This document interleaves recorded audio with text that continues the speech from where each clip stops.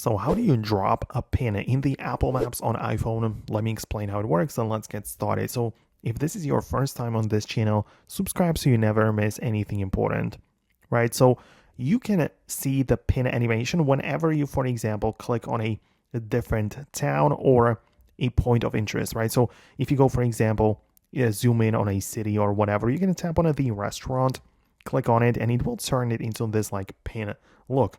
It just means that that point of interest on the map is selected.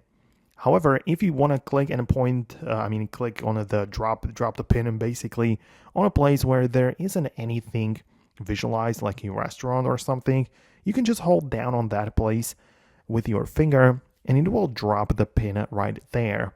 So it's nothing specific, it's just a general location on a map, so it will give you the specific address and you can do some different things with it, right?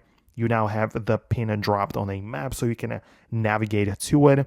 You can see that you can get the exact address and coordinates, and plenty of different things are going on. So that's how you can utilize the pin, because you can specifically choose and select a point on a map. That is the whole point, right?